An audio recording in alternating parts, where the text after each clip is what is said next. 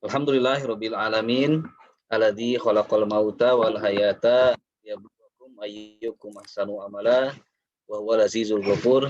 Asyhadu an la ilaha illallah wahdahu la syarikalah wa asyhadu anna Muhammadan abduhu wa rasuluhu alladzi la nabiyya ba'dah. Allahumma shalli ala sayyidina Muhammad wa ala ali sayyidina Muhammad. Alhamdulillah, puji serta syukur senantiasa kita panjatkan kepada Allah Subhanahu wa taala atas segala limpahan nikmat karunia yang sampai dengan saat ini terus tidak pernah berhenti. Terus kita rasakan terutama dan nikmat Islam, tidak lupa nikmat kesempatan, nikmat waktu, kekuatan untuk dapat kita melaksanakan ibadah kewajiban kita sebagai seorang muslim, dan semoga Allah jadikan kita hamba-hambanya yang terus bersyukur kepada Allah Subhanahu wa taala, dan juga Allah tingkatkan keimanan dan ketakwaan kita sampai akhir hayat kita semua. Amin ya Allah ya rabbal alamin. Salawat serta salam semoga senantiasa dilimpahkan kepada junjungan kita semua, panutan kita, uswah tauladan, baginda pimpinan kita yang tercinta Nabi besar Muhammad sallallahu alaihi wasallam. Juga tidak lupa pada para keluarga dan sahabat, para tabi'in, tabi'in, para ulama guru-guru kita semua, dan sampai pada seluruh pengikutnya hingga akhir zaman. Amin ya Allah ya rabbal alamin. Alhamdulillah rabbil alamin, pada malam yang sangat baik ini Allah pertemukan kita kembali di dalam kegiatan rutin kita, kegiatan mengaji kita, walaupun masih secara online, dan insya Allah Allah tidak akan mengurangi keutamaan kita, karena kita saat ini sedang melaksanakan salah satu ibadah yang hukumnya wajib bagi seorang muslim dan muslimat, yaitu menuntut ilmu. Kita maksimalkan media yang ada, sehingga setiap saat senantiasa bagi kita dapat menjadi kebaikan, dapat menjadi ilmu, dan menjadi wasilah bertingkatnya wawasan kita dan keimanan kita. Amin ya rabbal alamin. Baik, kita buka kegiatan pada malam hari ini dengan membaca basmalah bersama-sama. Bismillahirrahmanirrahim. Mengenai tema yang akan dikaji pada malam hari ini, sebetulnya melanjutkan pada tema kajian pada minggu sebelumnya, yang tentu sangat memiliki hubungan erat, yaitu ibadah yang sangat besar yang hanya dilaksanakan tidak pada bulan yang lain kecuali hanya di bulan Zulhijjah. Yaitu pada minggu yang lalu kita membahas makna dan hakikat dari ibadah kurban yang ternyata memiliki makna yang sangat mendalam bagi kita sebagai seorang muslim. Tidak hanya kita menyembelih hewan kurban saja, tidak hanya kita mengeluarkan harta saja, tetapi juga sebagai bukti cinta dan pengabdian kita kepada Allah Subhanahu wa taala. Dan pada malam hari ini adalah kita akan membahas sebuah ibadah besar juga, yaitu ibadah haji. Ibadah haji seperti kita ketahui merupakan sebuah ibadah yang hukumnya wajib dan merupakan rukun Islam yang kelima yang wajib dilaksanakan bagi seluruh umat muslim, muslimat yang mampu dan memiliki kelapangan tentunya. Dilaksanakan secara berjamaah oleh seluruh umat Islam di seluruh dunia pada waktu dan tempat yang sama. Tentu saja ada makna dan hakikat yang terkandung di dalam ibadah yang seperti sebuah muktamar terbesar internasional. Seluruh muslim bersama-sama di seluruh dunia di tempat yang sama, waktu yang sama menghadap kepada Allah Subhanahu wa taala. Seperti yang Allah perintahkan di dalam surat Ali Imran ayat 97, seperti yang sudah kami cantumkan di dalam undangan pada kegiatan kajian ini. Untuk itu, sebelum kajian dimulai, dimohon kepada para peserta sekalian disiapkan bukunya, catatannya, mushaf Qur'annya, sehingga mempermudah kita di saat nanti kita mengkaji bersama guru kita, Ustadz Nur Ihsan Jundullah, akan disampaikan poin-poin yang sangat penting yang itu harus kita catat. Dan biasanya kalau kita mencatat itu akan lebih mudah memunculkan pertanyaan biasanya, karena akan terekap apa saja yang kita simak dari awal sampai akhir. Kami juga mengucapkan terima kasih yang sebesar-besarnya kepada guru kita, Ustadz Nur Ihsan Jundullah, yang telah hadir. Mohon maaf sebetulnya Ustadz, ini bukan karena bulan lalu Ustadz tidak mengisi karena terpapar ya. Tapi alhamdulillah sekarang Ustadz sudah sehat, mengisi 2 kali di bulan ini agar kami bisa lebih mudah menggali makna dan hakikat dari ibadah kurban dan ibadah haji ini yang tentu memiliki korelasi yang sangat kuat dari dari Ustadz secara langsung, sehingga menyambung begitu Ustadz barangkali. Itu saja mungkin pembukaan dari kami. Langsung saja kita memulai kegiatan kajian pada malam hari ini. Temanya makna dan hakikat ibadah haji.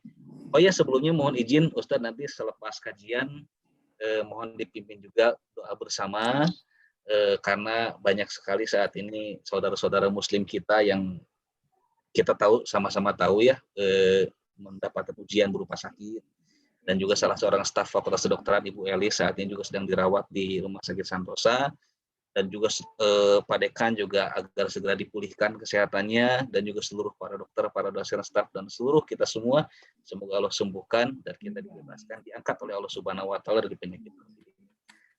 Begitu saja mungkin, kepada Ustadz, waktu dan media kami persilahkan. A'udzubillahi minasyaitonirrajim. Bismillahirrahmanirrahim. Assalamualaikum warahmatullahi wabarakatuh. Waalaikumsalam warahmatullahi wabarakatuh. Alhamdulillah. Alhamdulillahi rabbil alamin. Wa bihi nasta'inu ala umuri dunya waddin. Wassalatu wassalamu ala asyrafil anbiya'i wal mursalin wa ala alihi wa ashabihi ajma'in. Rabbi syrah li sadri wa yassir li amri wahlul 'uqdatam min lisani yafqahu qawli. Allahumma la sahla illa ma ja'altahu sahla wa anta taj'alul hazna idza syi'ta sahla. Allahumma la ilma lana illa ma 'allamtana innaka antal alimul hakim. Allahumma 'allimna ma yanfa'una wanfa'na bima 'allamtana wa zidna ilman wa amalan ya rabbal alamin. Amma ba'du. Bapak Ibu yang Allah muliakan, syukur alhamdulillah kita sudah memasuki tanggal 9 Zulhijjah malam hari ini ya. Dan mengingatkan untuk yang memiliki kemampuan besok untuk menjalankan saum Arafah semampu kita, semaksimal yang kita bisa. Mengingat keutamaan yang begitu luar biasa dari hari Arafah ini, di saat saudara-saudara kita yang memiliki kesempatan menjalankan wukuf dan saum di hari Arafah. Kata Rasulullah Shallallahu Alaihi Wasallam, ganjaran dari saum Arafah itu ampunan dosa setahun yang lalu dan setahun yang akan datang. Kalaupun ternyata ada kendala, uzur, sakit, dan seterusnya, bukan berarti kita tidak bisa mendapatkan pahalanya. Meskipun tidak saum, tetap bisa dapat pahala saum.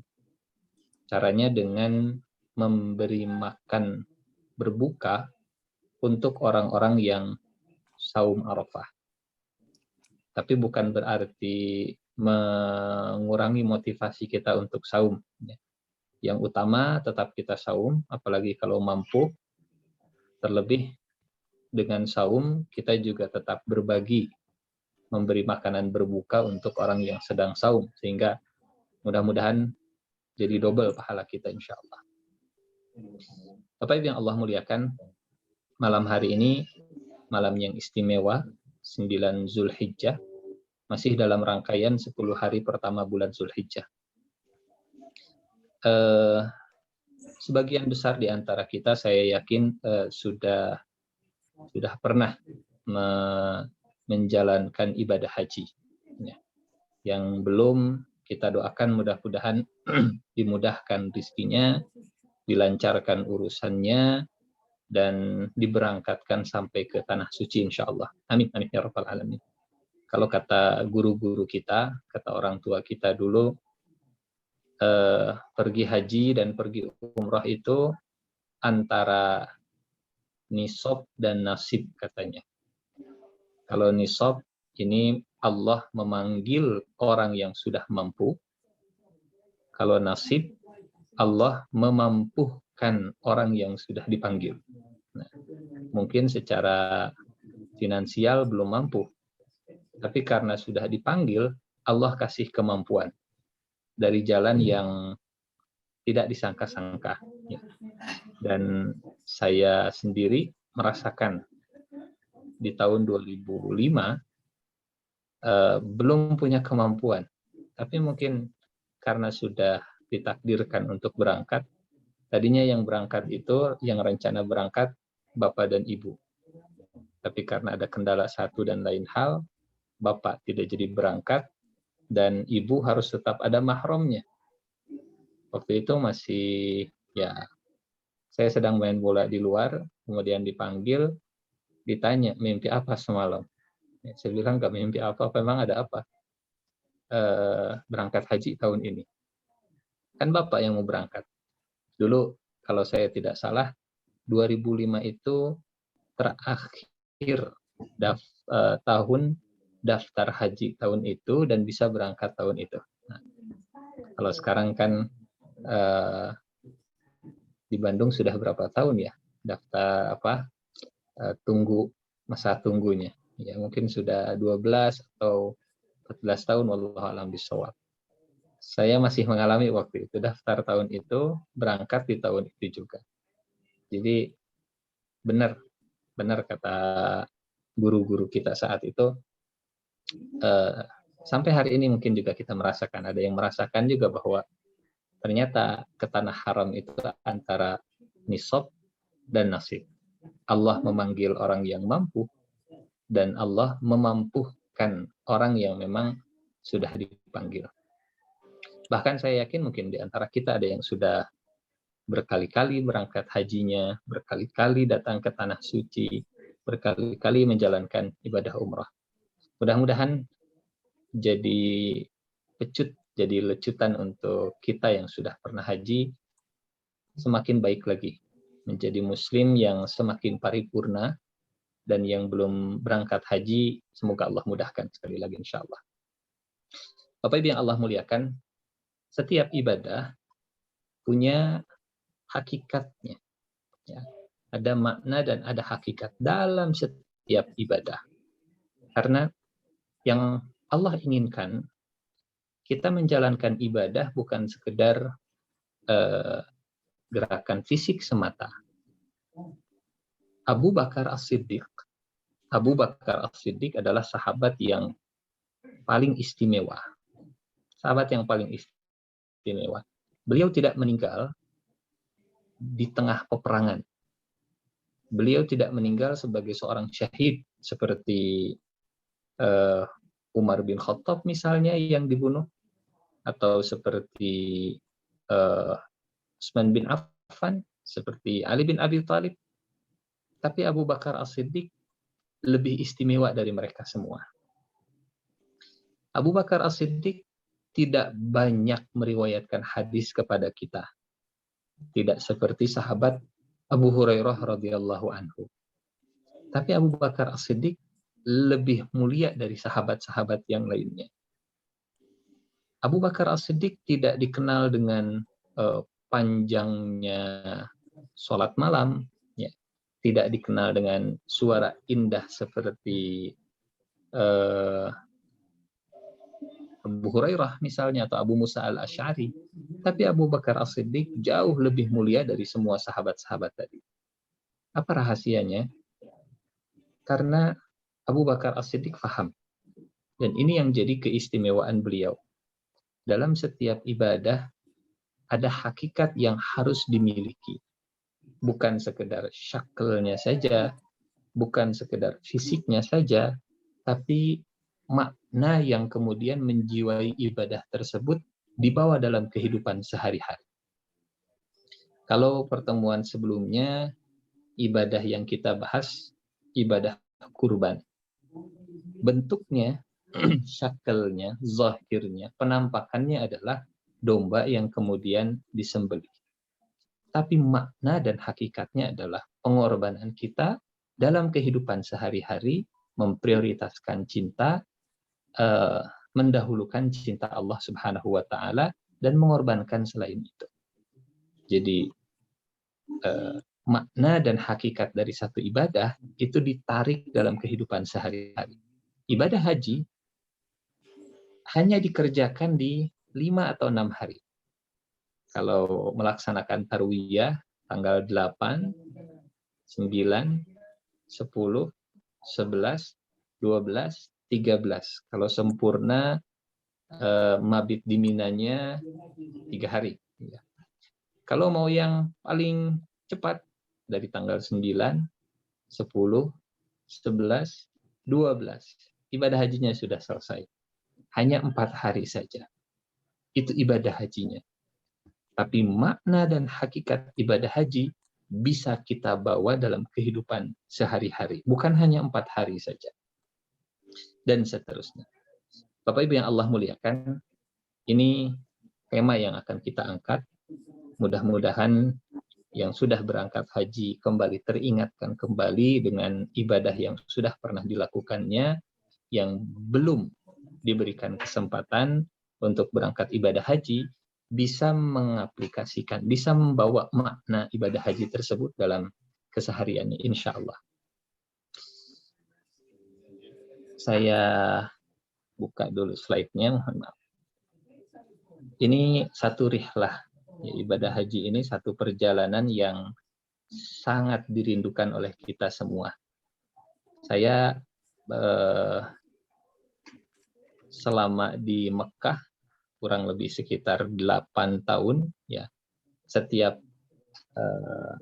tahunnya alhamdulillah diberi kesempatan untuk berangkat haji.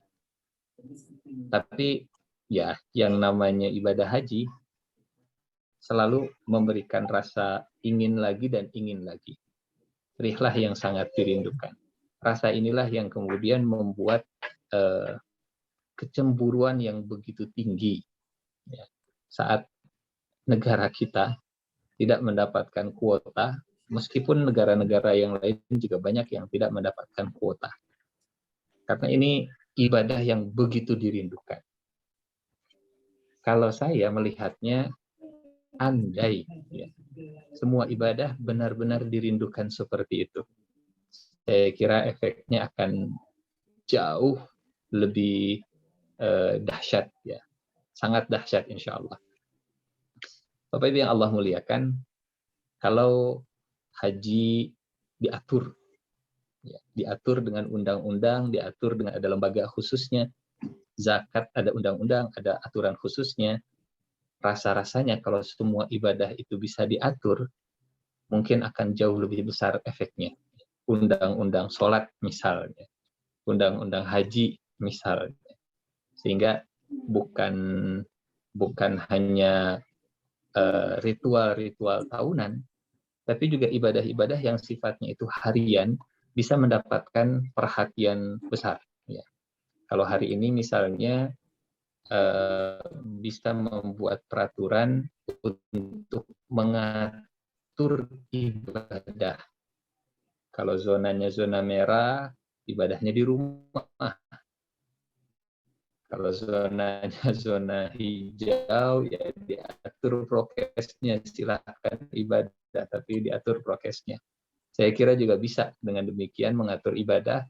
Yang muslim wajib jamaah disangsi. Saya kira bisa, peraturan sudah masuk ke ranah ibadah, berarti untuk mengajak orang beribadah juga insya Allah ke depannya bisa dilakukan. Bapak Ibu yang Allah muliakan, nah, memaknai ibadah haji tentunya tidak bisa dilepaskan dari jejak keluarga Nabi Ibrahim alaihi salam. Saya kira ini juga yang kemudian panitia ya kemudian melanjutkan tema tentang makna haji supaya selaras dengan pembahasan kita sebelumnya. Jejak keluarga Nabi Ibrahim dalam sejarah di kota Mekah itu erat kaitannya dengan proses ibadah haji itu sendiri. Makna yang pertama tentang ketaatan keluarga, istri, orang tua, ayah, anak kepada keputusan Allah Subhanahu wa Ta'ala. Kadang seperti ini. Ini makna yang luar biasa dalam ibadah haji yang menggelitik pikiran kita. Apa sih hikmahnya? Apa sih hikmahnya? Contoh misalnya, apa sih hikmahnya kita berputar di batu bangunan Ka'bah? Ya. Apa sih hikmahnya kita mencium batu? Apa sih hikmahnya kita melempar batu ke batu di jumrah? Mungkin kita penasaran menggali hikmah, dan pasti akan ada hikmahnya. Tapi satu hal yang jauh lebih prioritas sebelum mendapatkan hikmah adalah ta'ah. Jadi at-ta'ah qoblal hikmah. Taat sebelum menemukan hikmat. Artinya, walaupun kita tidak tahu hikmahnya, kita tetap harus menjalankan perintahnya. Apa sih hikmahnya kita sholat? Saya nggak tahu hikmahnya. Sholatnya tetap wajib, walaupun hikmahnya masih belum kita dapatkan. Jadi sekiranya kita masih belum menemukan hakikat dari satu ibadah, bukan jadi penghalang untuk meninggalkan ibadah tersebut. Saya nggak tahu Ustadz, apa sih hakikat ibadah zakat itu? Walaupun belum tahu hakikatnya, hikmahnya, maknanya, tetap ibadahnya, perintahnya tetap dikerjakan. Karena taat mendahului hakikat, taat mendahului hikmat. Berawal dari ketaatan istri pada keputusan Allah Subhanahu wa Ta'ala. Ini kisah yang masyhur dan rasanya di pertemuan kemarin juga sudah kita sampaikan. Dalam hadis Bukhari nomor 3184, saat Siti Hajar ya tidak tahu apa hikmahnya di balik perginya Nabi Ibrahim alaihissalam dan ditinggalkannya Siti Hajar di kota Mekah. Keberadaan kota Mekah atau tumbuhnya kota Mekah, sejarah kota Mekah adalah sejarah ketaatan meskipun belum mengetahui hikmahnya. Sehingga kalimat utamanya adalah Allahu amaraka bihadza. Apakah Allah yang memerintahkan ini? Kata Nabi Ibrahim, iya. Ini syariat Allah, ini aturan Allah, ini agama Allah, ajaran Allah. Kata Siti Hajar, idzan lan yudayyana. Kalau memang ini aturan Allah, Allah tidak akan menyia-nyiakan kita. Allah tidak akan mengabaikan kita. Yang kedua, Bapak Ibu yang Allah muliakan, makna dan hakikat dari ibadah haji terkait dengan sejarah kota Mekah, tempat kita melaksanakan ibadah haji itu adalah tentang kepedulian.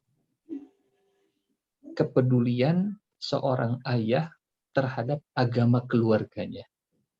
Kepedulian seorang ayah terhadap kondisi keluarganya. Kepedulian seorang ayah terhadap perut keluarganya.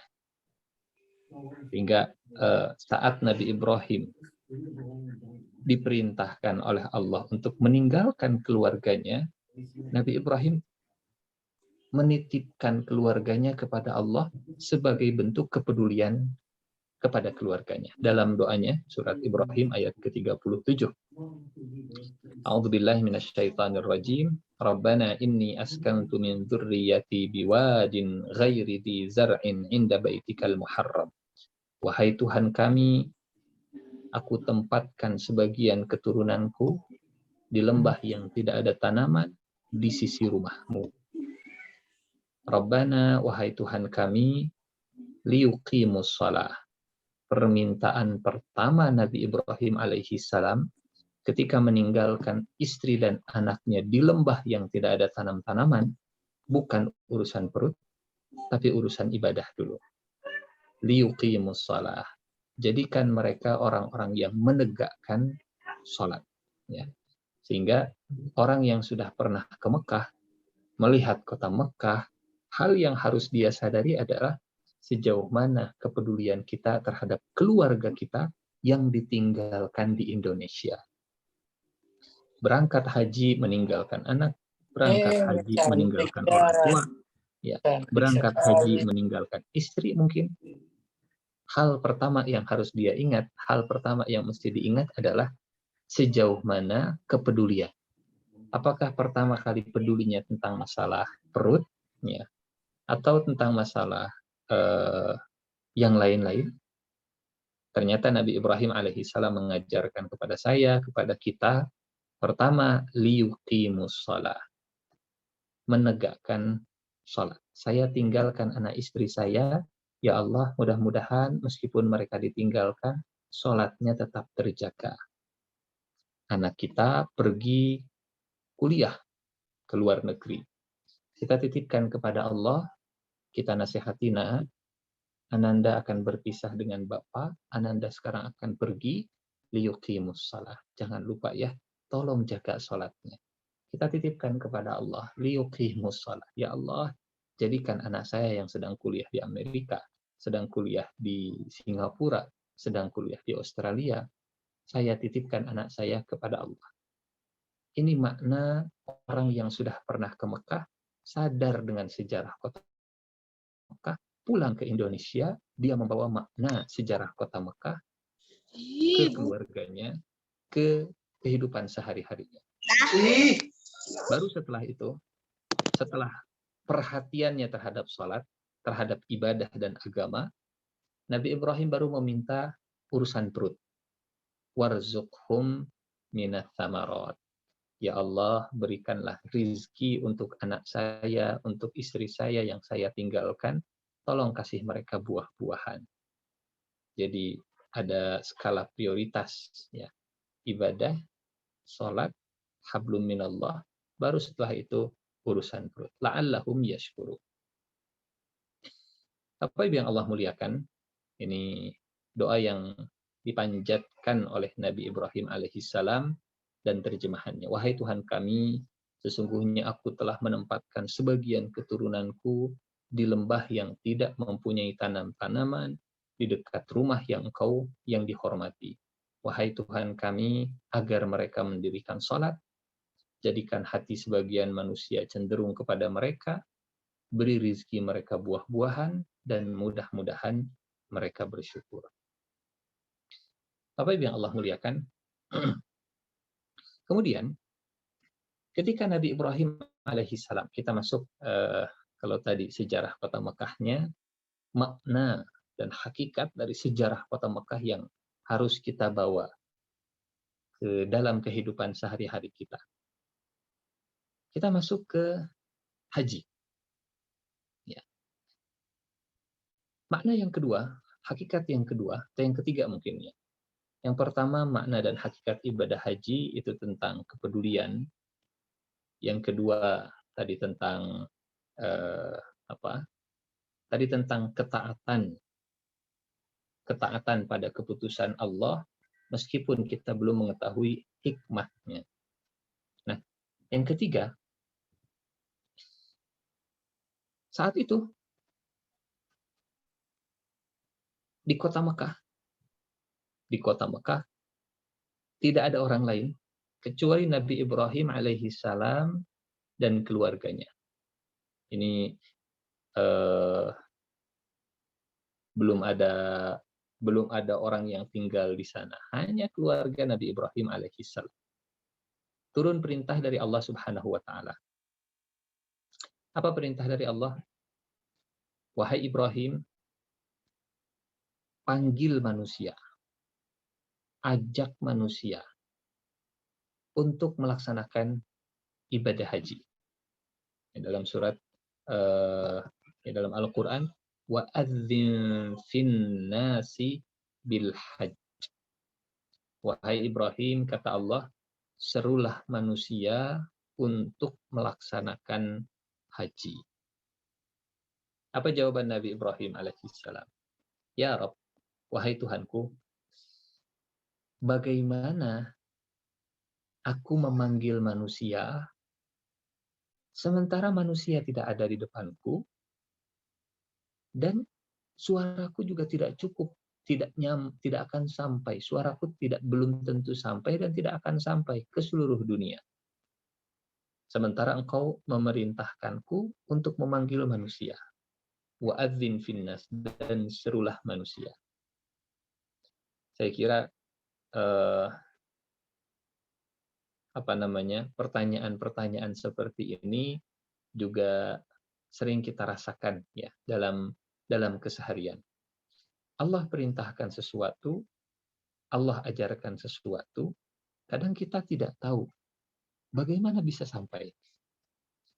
Bagaimana bisa terjadi? Apa jawaban Allah? Wahai Ibrahim, tugasmu adalah untuk memanggil. Tugasku untuk menyampaikan. Jadi kata Allah, panggil. Kata Nabi Ibrahim, bagaimana bisa sampai? Kata Allah, bukan tugasmu untuk sampai. Tugasmu hanya memanggil, tugasku yang akan menyampaikan. Masya Allah. Bapak Ibu yang Allah muliakan, sehingga dialog ini antara Nabi Ibrahim alaihi salam dengan Allah Subhanahu wa taala yang mengawali kewajiban panggilan ibadah haji itu berawal dari pertanyaan hamba kepada Tuhannya, bagaimana caranya? Dan ini juga yang mungkin ya bisa jadi dirasakan oleh kita hari ini, khususnya bagi yang belum berangkat haji. Bagaimana caranya saya bisa sampai ke sana? Kata Allah, ikhtiar saja, nanti kami yang akan menyampaikan. Kata Allah ke Nabi Ibrahim, engkau panggil saja, nanti kami yang akan menyampaikan kepada manusia. Masya Allah, subhanallah, tabarakallah. Panggilan Nabi Ibrahim menembus sekat geografis, menembus waktu, sampai ke kita hari ini, sampai ke ujung tempat, ya sampai ke ujung zaman. Bapak Ibu yang Allah muliakan, sehingga antara ikhtiar, ya, antara panggilannya Nabi Ibrahim alaihi salam dengan disampaikannya panggilan tersebut, itu ada racikan atau ada komposisi yang begitu luar biasa. Manusia melakukan, Allah yang menyempurnakan. Dan penyempurnaan Allah Subhanahu wa taala jauh lebih besar daripada ikhtiar yang dilakukan oleh manusia.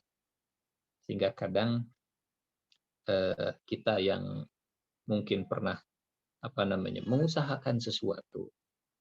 Kita mengusahakan sesuatu, kemudian kita mendapatkan hasil yang begitu luar biasa. Kita sadari bahwa ada peran Allah dalam keberhasilan, ada peran Allah dalam kesuksesan, Allah yang menyampaikan, kita hanya ikhtiar. Dalam pengobatan saya kira juga sama ya. Sebagai seorang dokter, ikhtiarnya adalah mengobati, yang menyembuhkan Allah Subhanahu wa taala. Dan peran Allah jauh lebih besar dari ikhtiar manusia. Ini ya membuat manusia yang sukses, manusia yang berhasil semakin tawadhu, semakin merendah. Jadi ketika ikhtiar kemudian disampaikan oleh Allah Subhanahu wa taala kepada keberhasilan, manusia akan lebih mudah menisbatkan keberhasilan itu kepada Allah Subhanahu wa taala. Meskipun dalam keberhasilan itu ada juga porsi dia dalam usahanya. Dia tidak akan menepuk dada seperti Qarun, ini berkat kerja keras saya, ini karena kepintaran saya, ini karena usaha saya, banting tulang saya, sehingga saya punya kekayaan yang luar biasa. Tapi orang yang merasa bahwa Allah itu terlibat dalam keberhasilan dan kesuksesannya, dia akan bersikap seperti Zulkarnain, seorang pemimpin yang begitu luar biasa sukses dalam kepemimpinannya. Ini di surat Al-Kahfi ya. Pergi ke barat menegakkan keadilan, pergi ke timur menyemaikan kemakmuran, pergi ke utara untuk menjaga perbatasan dan memerdekakan penjajahan dari penjajahan.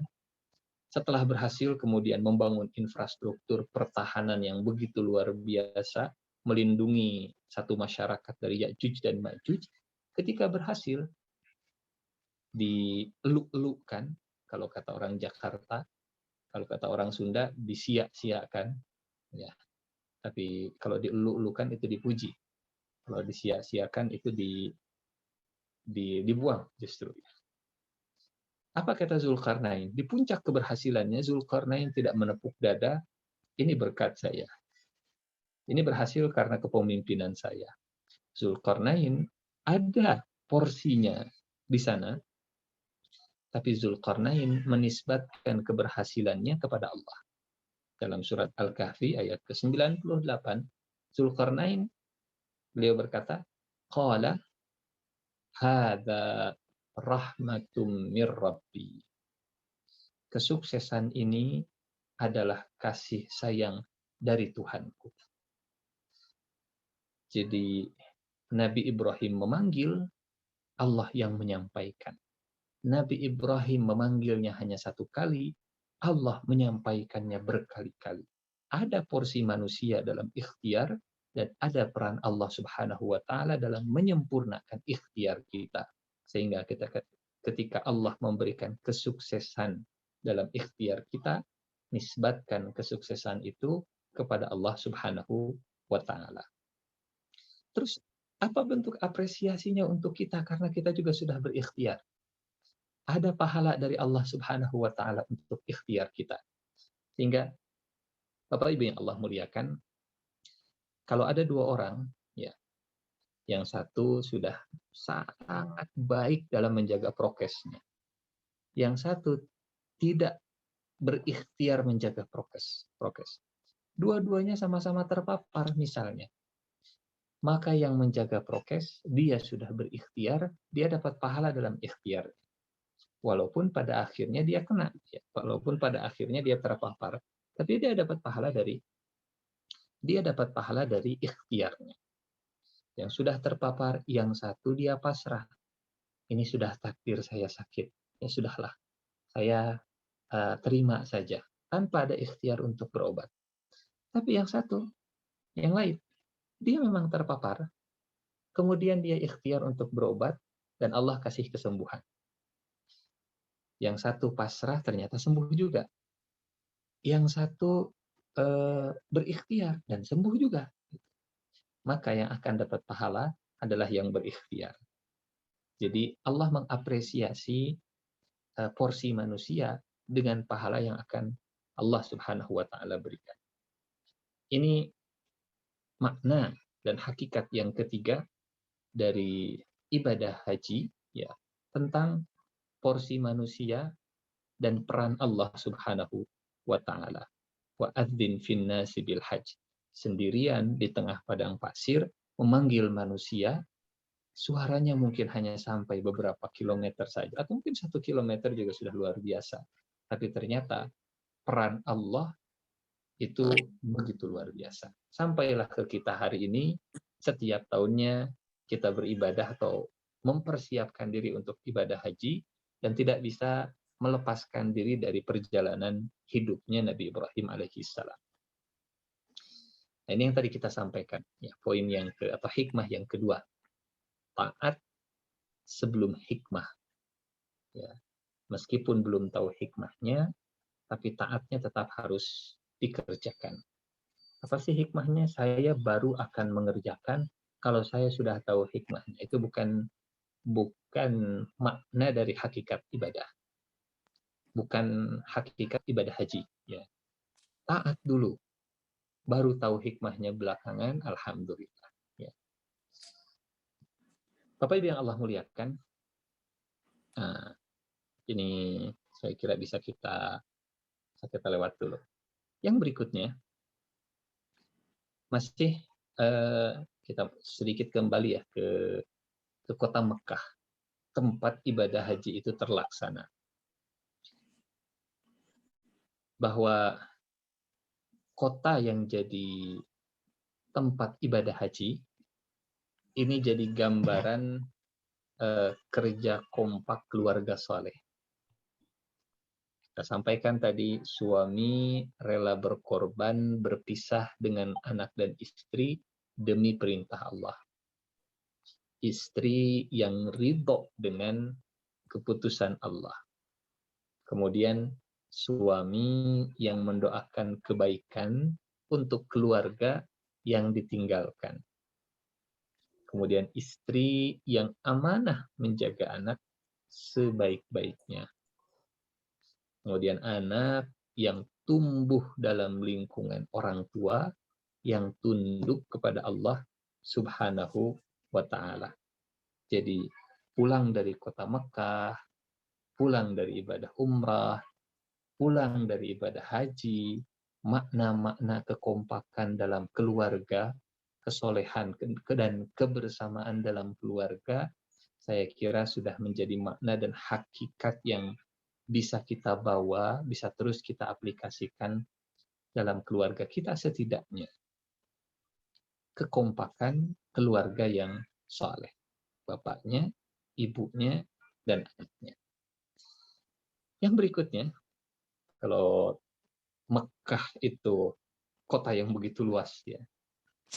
Dalam kota Mekah ada satu bangunan yang jadi senter pusat dari kota Mekah itu sendiri. Ka'bah. Ka'bah. Bapak Ibu yang Allah muliakan, melihat Ka'bah yang merupakan bagian dari prosesi ibadah haji itu sendiri, ada makna dan hakikat di sana. Melihat Ka'bah ini juga mengantarkan, mengingatkan kepada kita semua tentang kerjasama ayah dan anak, orang tua dan anaknya dalam membangun dan meninggikan Ka'bah, dalam berkontribusi untuk umat. Bukan hanya kesolehan personal, tapi juga kesolehan sosial. Ya, yang manfaatnya itu bisa dirasakan oleh lingkungan sekitar. Dalam surat Al-Baqarah, ayat 127, 128. Wa idh yarfa'u Ibrahimul qawa'ida minal bait wa Ismail. Dan ingatlah ketika Nabi Ibrahim meninggikan pondasi Ka'bah bersama dengan Ismail. Sehingga tidak dibiarkan anaknya menonton sang ayah berlelah-lelah, tapi sang ayah memastikan anaknya ikut terlibat dalam proses ibadah, terlibat dalam proses membangun peradaban, terlibat dalam amal-amal kebaikan. Amal-amal kebaikan. Jadi melihat Ka'bah yang kita ingat anak kita. Sudah sejauh mana melibatkan anak kita dalam amal-amal kebaikan. Kalau seandainya bapaknya begitu rajin datang ke majelis ilmu. Melihat Ka'bah yang kita lihat bukan sekedar bangunannya, yang kita lihat bukan sekedar kiswah mahal yang bertuliskan kaligrafi dengan kain emasnya, tapi yang dilihat adalah sudah sejauh mana kita melibatkan anak-anak kita dalam majelis ilmu, dalam kajian-kajian. Melihat Ka'bah yang kita ingat, sudah sejauh mana kita mengajak anak-anak kita untuk sholat berjamaah. Sudah sejauh mana kita mengajak anak-anak kita untuk belajar bersama memahami kandungan Al-Quran. Dan seterusnya. Karena Nabi Ibrahim sekali lagi membangun Ka'bah tidak sendirian. Anaknya dibiarkan main misalnya. Nabi Ibrahim membangun sendirian. Apa yang bisa dikerjakan oleh Ismail kemudian dilimpahkan. Ya, ini saya kira kita juga sama-sama paham ya. Tugas kepemimpinan salah satunya mendelivery kewajiban sesuai dengan batasan kemampuan. Wa iz yarfa'u Ibrahimul qawa'ida minal bait wa Ismail. Setelah selesai, dua-duanya sama-sama berdoa. Indah luar biasa. Rabbana, wahai Tuhan kami. Bapaknya berdoa, anaknya mengaminkan. Nabi Ibrahimnya mengangkat tangan memohon supaya amalnya diterima. Ismailnya mengaminkan. Wahai Tuhan kami, terimalah amal kami membangun Ka'bah. Innaka antas sami'ul alim. Yang memiliki kelebihan harta, kemudian kumpul dengan keluarganya juga sama-sama keluarga yang Allah titipkan harta, kemudian didiskusikan. Nah, Bapak rencananya mau wakaf masjid. Siapa anak-anak yang mau ikut serta? Yuk kita bangun masjid di mana? Wa idh yarfa'u, siapa misalnya di sini? Profesor Dr. Fulan minal baiti wa zurriyati. Dan ingatlah ketika Profesor Dr. Fulan membangun rumah Allah bersama dengan keturunannya. Jadi rumahnya, kemudian kumpul lagi, sama-sama berdoa. Rabbana taqabbal minna innaka antas samiul alim. Rabbana waj'alna muslimaini lak wa min dzurriyyatina ummatan muslimatan lak wa arina manasikana wa tub alaina innaka antat tawwabur rahim. Makna yang keempat, ya, tentang kekompakan, kerjasama, dan kebersamaan keluarga dalam ketaatan kepada Allah Subhanahu wa Ta'ala. Bapak Ibu yang Allah muliakan, yang berikutnya, talbiyah, kalimat yang sering diulang-ulang oleh jamaah haji, jamaah umrah, ketika mereka berangkat dan menggunakan pakaian ihram. Kalimatnya saya yakin kita hafal ya. Walaupun belum berangkat haji, tapi talbiyah ini sudah lancar lah insya Allah di lisan kita semua. Apalagi yang sudah pernah berangkat haji atau umrah. Labbaik Allahumma labbaik. Kami penuhi panggilanmu ya Allah dan kami penuhi. Labbaik la syarika laka labbaik. Kami penuhi panggilanmu dan tidak ada sekutu bagimu. Kami penuhi. Innal hamda. Sungguh segala pujian. Wan ni'mata. Segala kenikmatan. Lak. Semuanya adalah milikmu. Wal mulk. Dan kekuasaan juga milikmu. La syarika lak. Tidak ada sekutu bagimu. Nabi Ibrahim menyeru, Nabi Ibrahim memanggil, hari ini kita menyambut panggilannya dari semua penjuru dunia. Min kulli fajjin amir. Ya. Ada yang dari pelosok, bahkan mungkin melihat kota Mekah di TV pun tidak, karena sinyalnya tidak sampai. Tapi ketika bicara haji, ada getaran yang begitu luar biasa. Pengen. Labbaik Allahumma labbaik. Labbaik la syarika laka labbaik. Bapak Ibu yang Allah muliakan, ada makna yang begitu dalam kalimat talbiyah ini yang jadi hakikat dari kehidupan kita. Kehidupan bertauhid. Dalam kalimat ini, kalimat talbiyah ini, kita diajarkan bahwa segala pujian, segala kenikmatan, segala kekuasaan itu milik Allah. Dan tidak ada sekutu bagi Allah. Kenapa? Apa maknanya? 3 hal inilah yang seringkali menggelincirkan manusia pada kesyirikan. Syirik bagaimana? Bukan berarti menyembah berhala, menyembah patung, ngasih sesajen, dan seterusnya. Tidak. Tapi merasa dia sangat populer, banyak puja dan puji, akhirnya menganggap dirinya itu tinggi, sehingga kadang muncul rasa bahwa dirinya ini tidak lagi membutuhkan Tuhan. Nggak lagi butuh Allah Subhanahu wa Ta'ala. Saya sudah populer. Ya. Mungkin tidak diucapkan dengan lisannya, mungkin mulutnya nggak bilang begini, Ana rabbukumul a'la. Saya adalah Tuhan yang paling tinggi. Lisanul maqal, mulut mungkin tidak mengatakan demikian, tapi lisanul hal, tindakannya boleh jadi menunjukkan sikap demikian. Ya.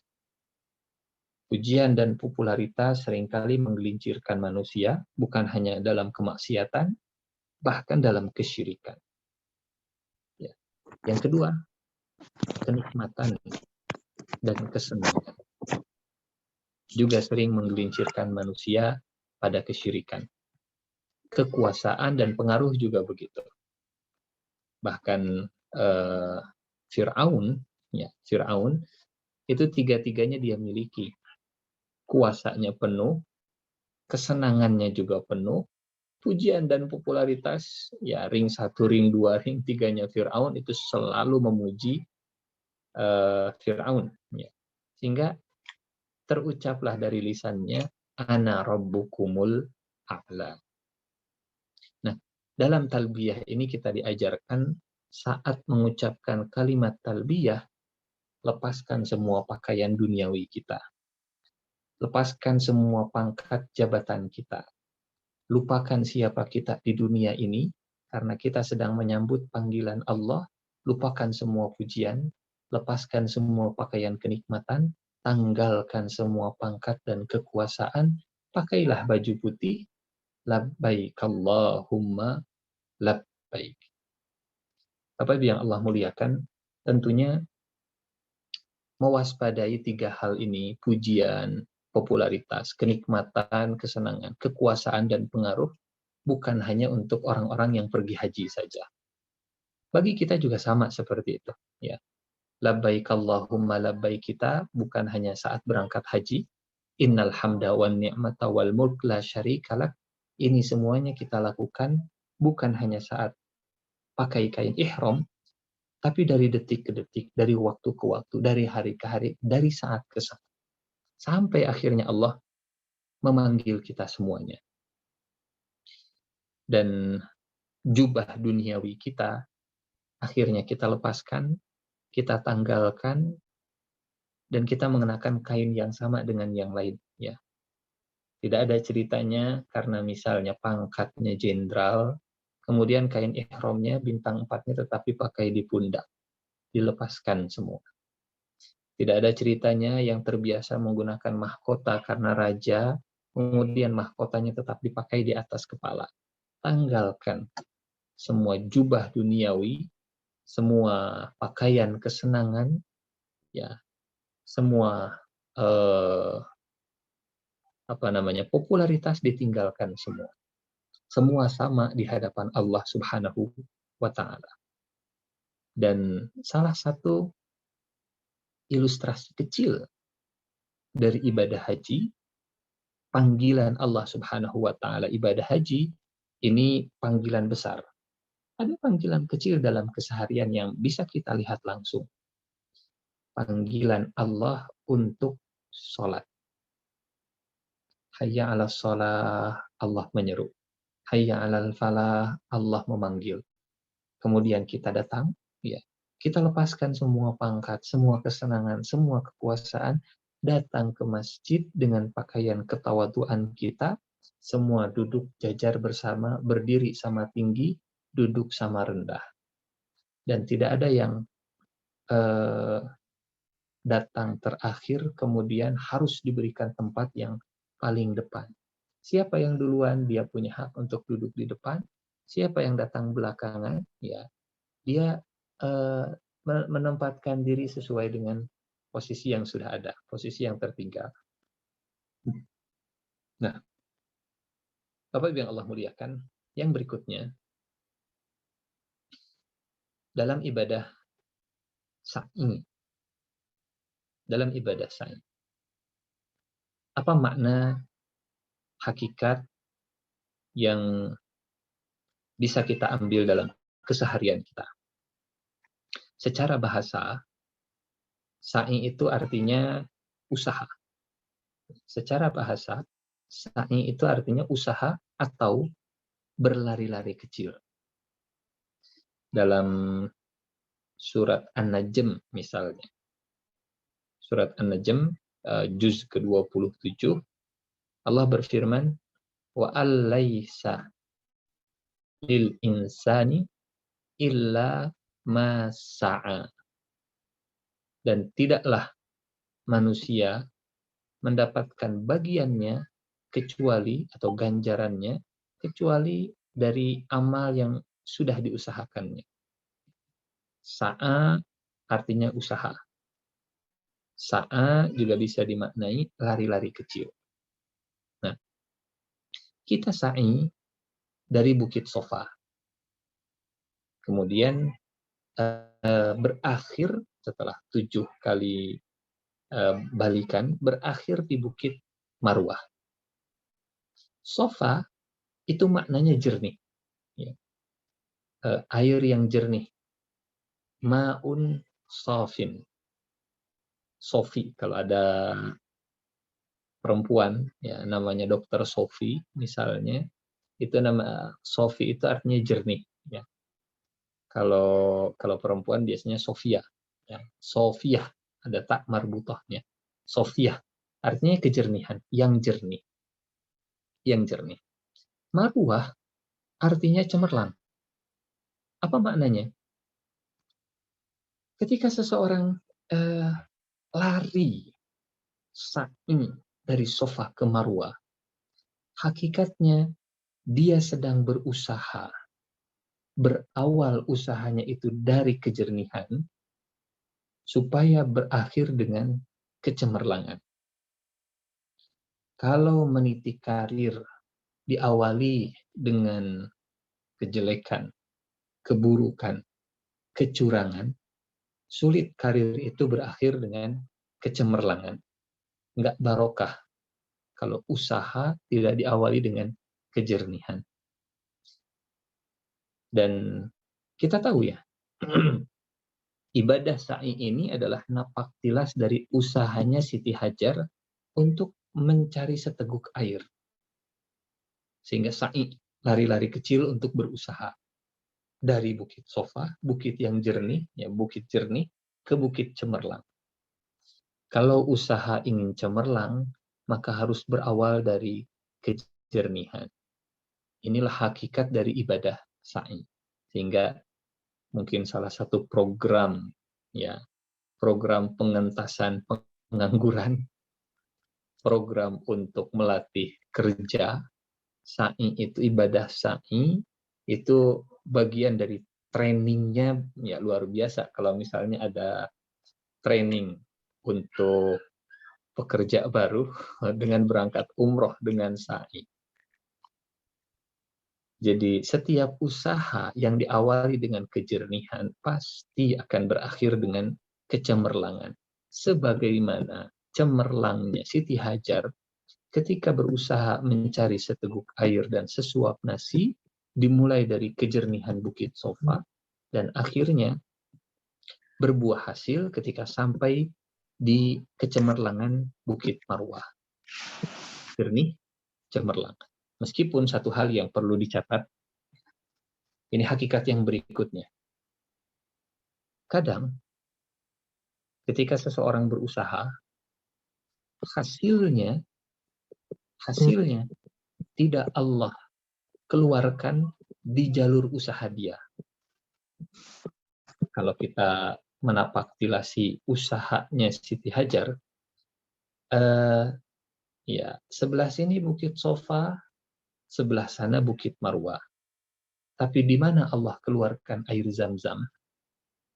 Ternyata, Bapak Ibu yang Allah muliakan, posisi air Zam-Zam itu tidak di Bukit Sofa, lokasi bukit air Zam-Zam tidak di Bukit Marwah, dan juga tidak di jalur antara Sofa dengan Marwah. Jadi Allah memberikan hasil, tapi tidak di jalur usahanya. Jernih memang mengawalinya, cemerlang memang ujungnya, tapi ternyata hasilnya tidak selamanya Allah memberikan hasil usaha di jalur kita. Sehingga kita lewat dulu. Air Zam-Zam itu, ya, tempat keluarnya air Zam-Zam itu ternyata tidak jauh dari kakinya Nabi Ismail alaihi salam. Apa maknanya? Apa hakikatnya? Bapak Ibu yang Allah muliakan, ini mungkin masih bersinggungan dengan poin yang sebelumnya. Kadang ya, tidak selalu. Kalau hasil atau rezeki yang berlimpah itu ada di jalur usaha kita, kadang ya, tidak selamanya.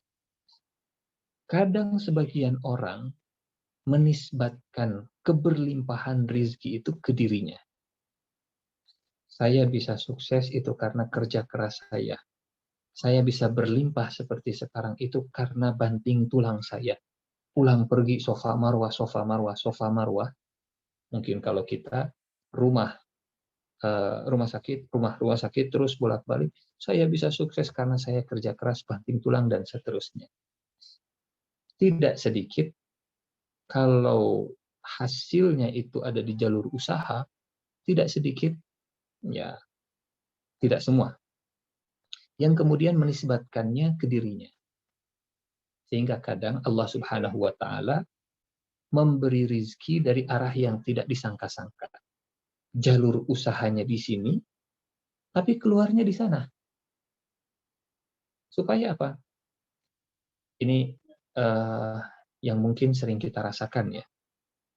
Saat kita mentok dengan problematika, kita cari solusi ke sini nggak ketemu, cari solusi ke sana nggak ketemu, tiba-tiba kemudian Allah memberi solusi dari arah yang tidak disangka-sangka, saat itu juga kita akan langsung menisbatkan ini dari Allah. Ini dari Allah. Kita punya porsi berikhtiar, tapi Allah punya peran dalam memberikan jalan. Bapak Ibu yang Allah muliakan, ya, makna lain, hakikat lain dari ibadah sa'i ini juga terkait dengan birrul walidain. Ya. Miris orang yang melakukan ibadah sa'i, tapi dia masih durhaka kepada ibunya. Karena dia tidak paham makna dari ibadah sa'i adalah perjuangan seorang ibu yang rela banting tulang, yang rela kepanasan, yang rela lari dari sofa ke marwah untuk mencari sesuap nasi, untuk mencari sepercik air bagi anaknya. Seorang anak lari sa'i, seorang anak kemudian berjalan dalam sa'inya, tapi dia durhaka kepada orang tuanya, ini namanya ibadah zahir, tapi dia tidak paham makna dan hakikat dari ibadah sa'inya itu sendiri. Hingga ibadah sa'i mengingatkan kepada kita birrul walidain, kepada ibu kita. Hakikat yang berikutnya dari ibadah haji setelah sa'i adalah Arafah. Padang Arafah, tempat jamaah haji melakukan ibadah wukuf. Arafah ini kalau dilihat dari sisi etimologi, dari sisi bahasa, tempat ta'aruf. Hurufnya sama, Arafah, ta'aruf. Ada huruf ain, ada huruf ro, ada huruf fa. Tempat kita berkenalan, tempat kita menjalin silaturahim, tempat kita berkumpul dari seluruh penjuru dunia.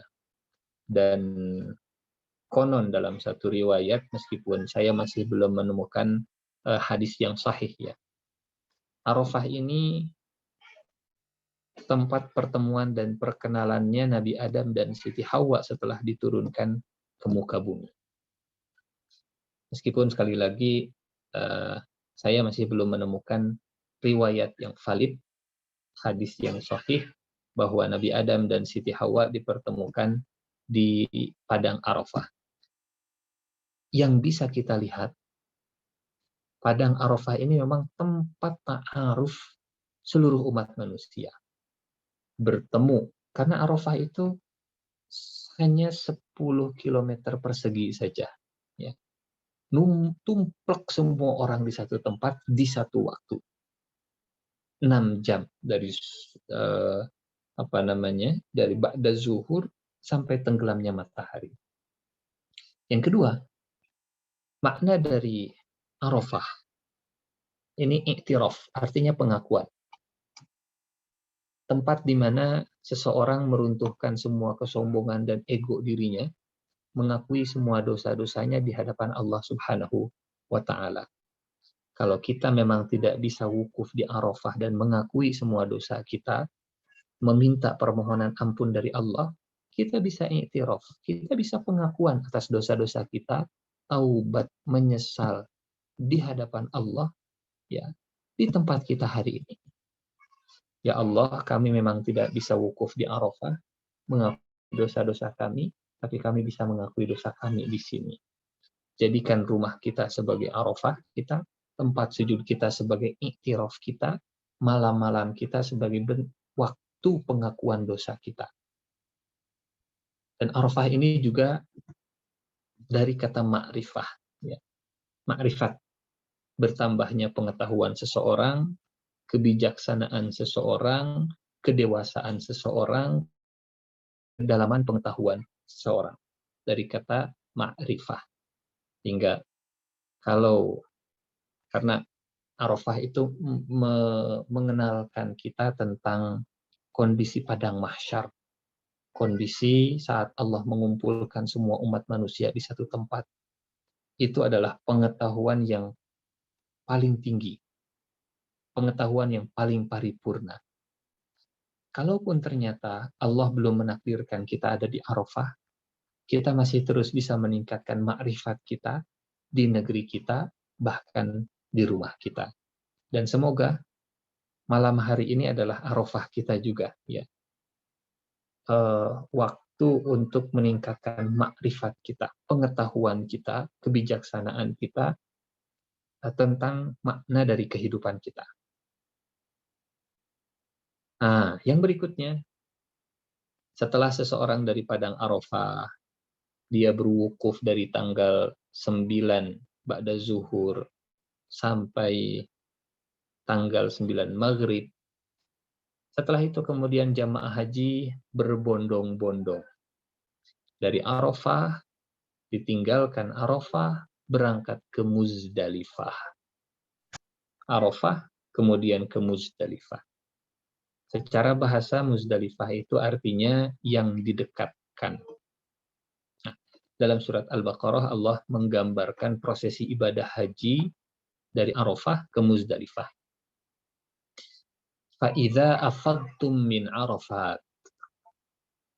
Maka apabila kamu telah bertolak dari Arafah, meninggalkan Arafah, selesai wukufnya, fazkurullaha indal masy'aril haram. Maka berzikirlah kepada Allah di masy'aril haram. Berzikirlah kepada Allah di Muzdalifah. Muzdalifah ini masy'aril haram. Wazkuruhu kama hadakum. Dan ingatlah Allah sebagaimana Allah telah memberikan petunjuk kepada kalian. Wa in kuntum min qablihi laminadh-dhallin. Dan sesungguhnya kalian benar-benar termasuk orang yang sesat sebelumnya. Terlena sebelumnya. Apa makna dari mabit di Muzdalifah? Datang ke Muzdalifah. Hakikatnya, maknanya adalah mengingat Allah atas semua hidayah yang sudah pernah diberikan. Mungkin dulu kita belum kenal agama, hari ini kita mulai sedikit-sedikit belajar agama. Ini makna dari mabit di Muzdalifah, mengenal Allah, mengingat Allah atas semua hidayah yang sudah diberikan. Tidak semua di antara kita hari ini, ya, tidak ada mungkin hari ini yang kemudian bisa berangkat haji. Tidak semua yang pernah mabit di Muzdalifah, tidur di Muzdalifah. Tapi untuk mengingat hidayah Allah yang sudah diberikan. Sehingga sekarang kita sudah mulai mengenal Islam, meningkatkan kualitas ibadah, kemudian bersyukur untuk semua hidayah, bisa mengikuti kajian, walaupun tidak offline kita bisa online. Wadhkuruhu kama hadakum. Hakikat dari ibadah di Muzdalifah, hakikat dari mabit di Muzdalifah adalah mengenang, mengingat Allah untuk semua hidayah yang sudah diberikan. Kita nostalgia. Masa lalu seperti apa, masa kini seperti apa, kemudian di malam hari kita mengenang, mengingat begitu baiknya Allah, begitu pengasihnya Allah, begitu luar biasanya Allah. Itu makna dan hakikat mabit seorang jamaah haji di Muzdalifah. Mungkin kita tidak bermalam di Muzdalifah, kita bermalam di rumah, tapi hakikat bermalam di Muzdalifahnya bisa kita kerjakan. Nah, yang berikutnya, Bapak Ibu yang Allah muliakan, makna dan hakikat dibalik lontar jumroh. Kalau hari ini memang sudah sangat luar biasa ya, lontar jumroh dulu itu cuma tiang. Dan jamaah haji berkeliling di sekitar tiang. Hingga mungkin kalau terlalu kencang, ini bisa bisa kena ke yang ada di seberangnya. Kalau sekarang sudah luar biasa. Dulu cuma 1 lantai, sekarang itu sampai 4 lantai. Luar biasa. Dan kalau dulu hanya tiang, sekarang itu jadi tembok panjang. Maknanya, saat kita melempar jumroh, tentunya kita kembali napak tilas. Bagaimana lempar jumroh itu kemudian jadi satu bentuk ibadah. Ini berkaitan dengan kisah pengorbanan Nabi Ibrahim alaihi salam. Saat Nabi Ibrahim dicegat untuk menyembelih anaknya, dicegat oleh syaitan. Cegat oleh syaitan, kata syaitan ke Nabi Ibrahim, "Wahai Ibrahim, engkau sudah sepuh, engkau sudah menunggu anak puluhan tahun. Sekarang Allah berikan anak kepadamu, kemudian engkau ingin sembelih. Jangan-jangan engkau salah mendapatkan perintah Allah.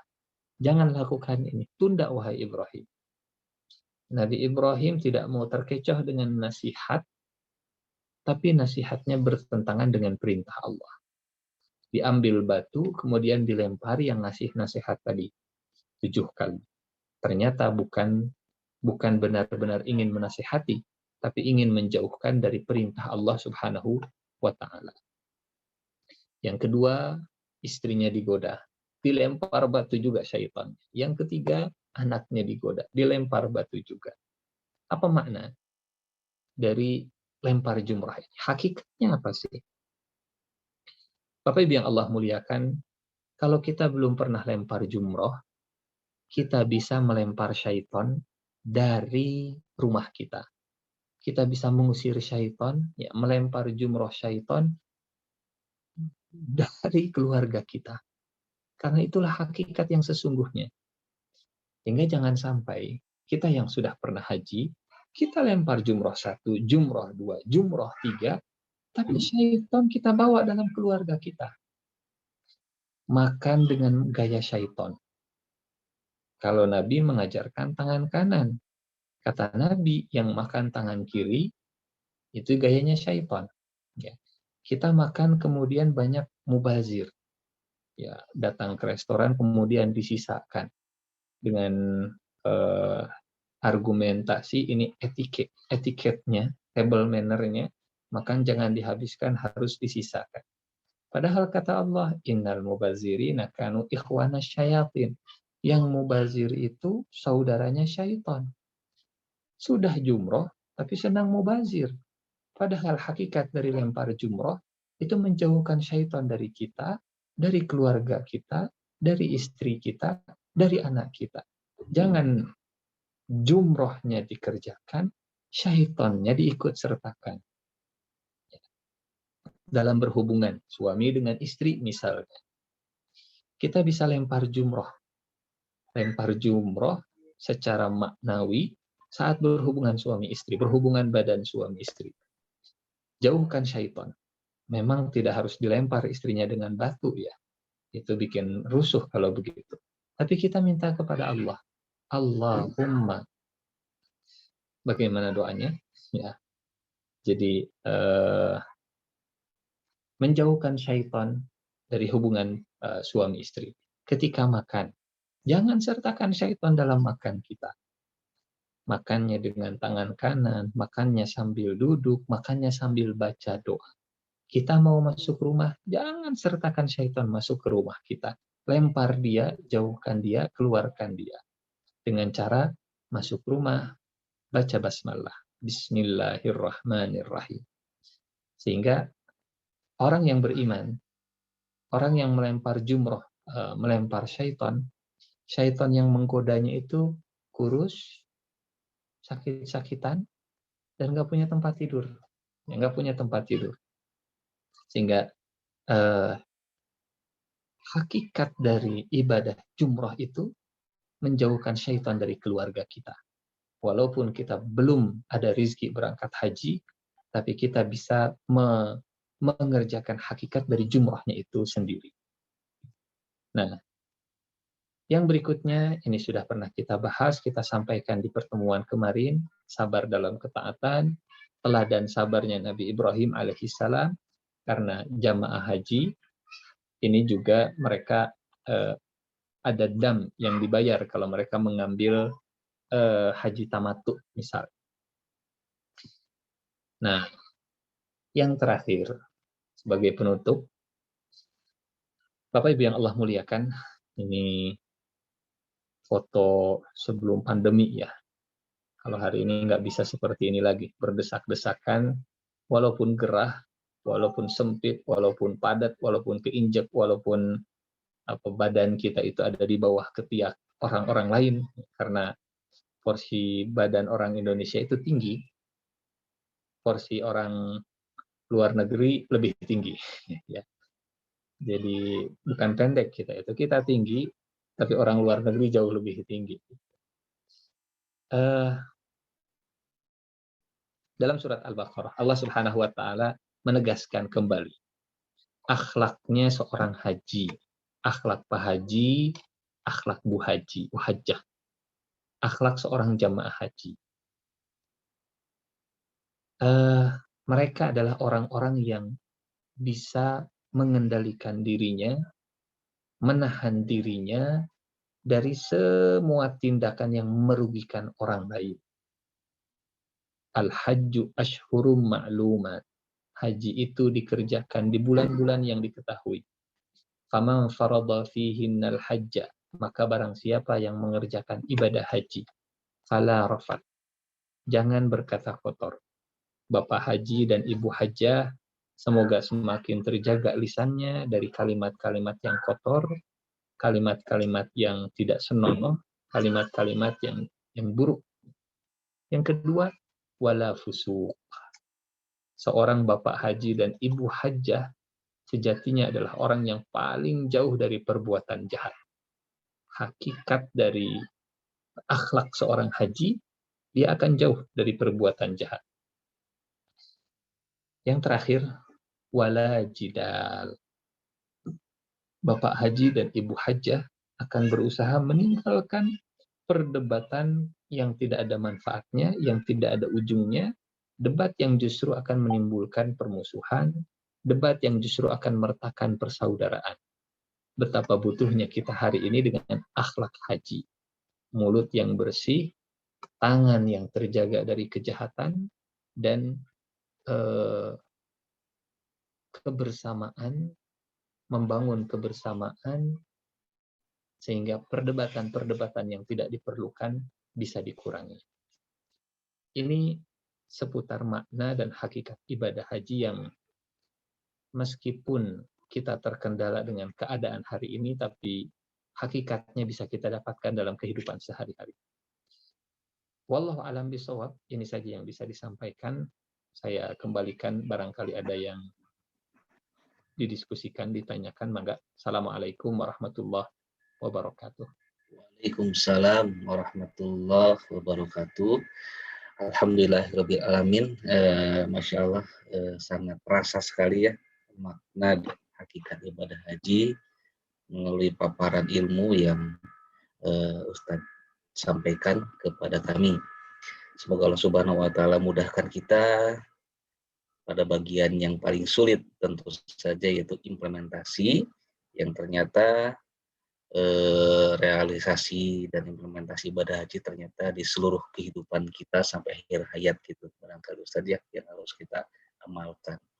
Baik, kita ada waktu beberapa menit, mungkin maksimal 2 pertanyaan barangkali ya sebelum kita berdoa. Dari Dr. Ina Tristiani ada pertanyaan, Ustadz izin bertanya, ketika orang pergi haji sering diiringi doa semoga menjadi haji yang mabrur. Apa konsekuensi dari makna mabrur, Ustaz? Mangga, Ustaz. Baik. Kalimat haji yang mabrur itu hadis Rasulullah Shallallahu Alaihi Wasallam. Redaksi dari hadis Rasulullah Shallallahu Alaihi Wasallam. Kata Nabi, wal hajjul mabrur, dan haji yang mabrur, laisa lahu jazaa'un illal jannah. Tidak ada balasan yang lain kecuali surga. Sehingga konsekuensi dari haji yang mabrur itu perilakunya menunjukkan penghuni surga. Perilaku seorang haji yang mabrur akan dilihat sebagai karakteristik ciri penghuni surga. Orang-orang yang berada di sekitarnya akan merasakan kenikmatan, kenyamanan, kedekatan dengan surga, bisa mencerminkan ciri penghuni surga saat berinteraksi dengan seorang jamaah haji yang mabrur. Dan konsekuensinya tentu ada perubahan yang fundamental dalam diri orang tersebut, diri jamaah haji tersebut. Karena Rasulullah Shallallahu Alaihi Wasallam juga menegaskan orang yang hajinya mabrur, dia seperti keluar dari perut ibunya. Kayaumin waladathu ummuhu. Seperti dia akan berada di hari seperti keluar dari perut ibunya. Bersih dari semua kesalahan dan dosa, akhlaknya akhlak bapak haji dan ibu hajjah, mulutnya jauh lebih terjaga, kebersamaan juga dia akan jaga, menghindari perdebatan yang tidak perlu, kemudian jauh dari tindakan-tindakan kejahatan. Ini konsekuensi dari haji yang mabrur. Haji hanya 4 hari dari paling cepat ya. Paling lama 6 hari. Yang lama itu proses menuju haji dan proses kepulangan dari haji sampai 40 hari. Ibadahnya sendiri hanya 6 hari. Tapi 6 hari itulah yang memberikan jaminan masuk surga. Laisa lahu jazaun illal jannah. Sehingga yang berat itu sebenarnya bukan berangkat hajinya, bukan menjalankan prosesi ibadah hajinya, tapi menjaga hakikat haji sepulang dari kota suci. Ya. Jangan jadi haji tomat. Apa itu haji tomat? Berangkat ke Mekahnya tobat, pulang ke negaranya kumat. Jadilah haji tomat. Ya. Tobat, pulangnya jadi kumat. Wallahu a'lam bishawab. Baik, Masya Allah, syukran jazakallah Ustaz. Alhamdulillah. Pertanyaan berikutnya dari Dr. Kenazar Dwi Pak menanyakan tentang puasa Arafah, Ustaz. Yang menyampaikan tentang fadilahnya, dikatakan boleh dihapus doa 1 tahun ke lalu dan 1 tahun ke depan. Beliau menanyakan, apakah hadis tersebut sahih? Enggak, Ustaz? Ya. Sejauh yang saya ketahui, hadis tersebut sahih dan jadi pijakan untuk menjalankan saum di hari Arafah tersebut. Karena memang kalau melihat keutamaannya, ya mungkin keutamaannya. Kalau 1 tahun ke belakang, insya Allah kita memahami. Kalau 1 tahun ke depan, apa maksudnya dosa setahun ke depan Allah ampuni?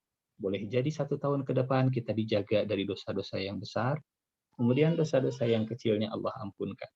Atau memang boleh jadi, ya namanya manusia, kita tergelincir ke dosa-dosa yang mungkin tidak disengaja, tapi Allah berikan taufik kepada kita untuk menjalankan ibadah yang menjadi penghapus dari dosa-dosa tersebut. Sehingga bukan berarti kemudian saum Arafah berarti 1 tahun ke depan kita itu akan meninggal. Gitu. Kenapa meninggal? Karena kata Rasulullah dosanya diampuni berarti meninggal dunia tahun depan. Enggak begitu ya. Jadi hadisnya sahih, hadisnya bisa dijadikan pijakan dalam beramal, dan tentunya kita yakin ya seimbang, tawazun. Di satu sisi kita khawatir saum kita tidak diterima, tapi di sisi yang lain kita juga tetap berharap mudah-mudahan Allah menerima. Kalau terlalu khawatir, tidak ada harapnya, kita putus asa. Kalau terlalu besar harapnya dan tidak khawatir, kita jumawa, ya. Sehingga yang paling terbaik itu sikap tawazun, sikap seimbang antara kekhawatiran dengan harapan, al-khauf dan ar-raja'nya seimbang. Wallahu a'lam bishawab. Baik, alhamdulillah syukuran jazakallah Ustadz. Sepertinya pertanyaan untuk pada malam hari ini dibatasi 2 saja dan kita akan mencoba memanfaatkan sisa 5 menit waktu tersisa untuk efektifkan dalam doa barangkali Ustadz. Saat ini Pak Dekan juga hadir bersama kita. Beliau saat ini sedang menyimak dan sedang masa pemulihan. Juga hadir juga Pak Ketua DKM, Prof. Oki Suarsa juga saat ini hadir. Dan juga mungkin ada juga para dosen, guru besar saat ini juga hadir atau mungkin tidak hadir saat ini sedang sakit di rumah sakit Hasan Sadikin, dirawat atau mungkin ada juga sedang isoman. Dan juga teman kami, staf di Fakultas Kedokteran Universitas Padjadjaran, Ibu Elis, saat ini juga sedang dirawat di Rumah Sakit Santosa, dan umumnya seluruh keluarga besar Universitas Padjadjaran yang tentu saja tidak bisa disebutkan namanya satu persatu. Mohon dipimpin Ustadz untuk doa bersama untuk keluarga besar fakultas, Unpad dan juga untuk negara kita semua. Mangga Ustadz. Baik. Astaghfirullahaladzim, astaghfirullahaladzim, astaghfirullahaladzim, alladzi la ilaha illa huwal hayyul qayyum wa atubu ilaih. Bapak Ibu yang Allah muliakan, mari sama-sama kita rendahkan diri kita di hadapan Allah. Di tangan kita memohon semoga Allah mengampuni dosa-dosa yang mungkin menghalangi semua doa-doa kita. Semoga permohonan kita diijabah Allah Subhanahu wa taala. A'udzubillahi minasyaitonir rajim. Bismillahirrahmanirrahim. Hamdan yuwafi ni'amahu wa yukafi'u mazidah. Ya Rabbana lakal hamdu kama yanbaghi li jalali wajhika wa 'azimi sultanik. Allahumma shalli ala sayyidina Muhammad salatan tunjina biha min jami'il ahwali wal afat wa taqdi lana biha min jami'il hajat wa tutahhiruna biha min jami'is sayyi'at wa tarfa'una biha indaka a'la darajat wa tuballighuna biha aqsal ghayat min jami'il khairati fil hayati wa ba'dal mamat innaka ala kulli syai'in qadir. Allahumma ighfir lana wa liwalidina wa li ikhwanina alladhina sabaquna bil iman wa la taj'al fi qulubina ghillan lil ladzina amanu rabbana innaka ra'ufur rahim. Allahumma shfi mardana wa mardal muslimin. Allahumma shfi mardana wa mardal muslimin. Allahumma shfi mardana wa mardal muslimin. Allahumma rabban nas adhibil ba'sa ishfi ikhwanana anta syafi la shifaa illa shifauka shifaan la yughadiru saqama. Allahumma inna nas'aluka salamatan fid din wa afiyatan fil jasad wa afiyatan fil jasad wa afiyatan fil jasad wa ziyadatan fil ilmi wa barakatan fil rizqi wa taubatan qabla al maut wa rahmatan indal maut wa maghfiratan ba'dal maut. Allahumma hawwin alaina fi sakaratil maut wan najata minan nari wal fawza bil jannati wal afwa indal hisab. Rabbana taqabbal minna innaka antas samiul alim wa tub alaina innaka antat tawwabur rahim. Rabbana atina fid dunya hasanah wa fil akhirati hasanah wa qina adzaban nar. Wa sallallahu ala sayyidina Muhammadin wa ala alihi wa sahbihi wa sallim. Walhamdulillahi rabbil alamin. Amin. Amin. Alhamdulillahirrahmanirrahim. Terima kasih syukur jazakallah Ustaz atas doa yang telah dipanjatkan. Insya Allah Allah mendengar doa kita semua dan Allah akan ijabah doa kita semua dan Allah sembuhkan seluruh keluarga kita, Fakultas Kedokteran Universitas Padjadjaran dan juga di seluruh Unpad. Allah sembuhkan dan Allah bebaskan dari segala macam penyakit dan bentuk ujian apapun. Amin ya rabbal alamin. Barangkali Ustaz untuk bulannya akan datang kita kembali lagi ke sirah barangkali Ustaz ya. Assalamualaikum Ustaz. Baik, sepertinya Ustadz ada gangguan. Ustadz barangkali bulan depan kita kembali lagi ke kajian sirah barangkali Ustadz ya. Baik, alhamdulillah kajian pada malam hari ini telah selesai. Kita berdoa kepada Allah semoga Allah mudahkan kita untuk memahami dan bisa mengimplementasikannya dalam kehidupan kita sehari-hari. Kita bertemu lagi dalam kajian ilmu secara online pada Ahad yang akan datang, dan kita tutup kegiatan kita pada malam hari ini dengan doa kifaratul majlis bersama-sama. Subhanakallahumma wa bihamdika Asyhadu an la ilaha illa anta astaghfiruka wa atubu ilaik. Alhamdulillahirabbil alamin. Billahi taufiq wal hidayah. Wassalamualaikum warahmatullahi wabarakatuh. Waalaikumsalam warahmatullahi wabarakatuh. Atur nuhun. Atur nuhun. Waalaikumsalam. Sadayana.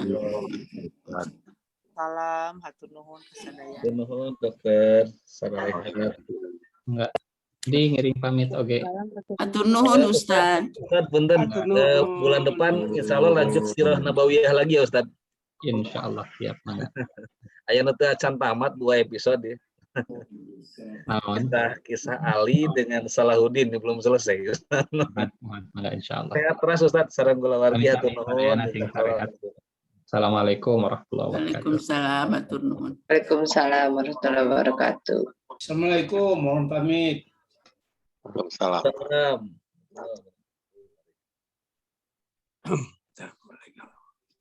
Baik, mohon izin ruangan Zoom ini akan kami tutup.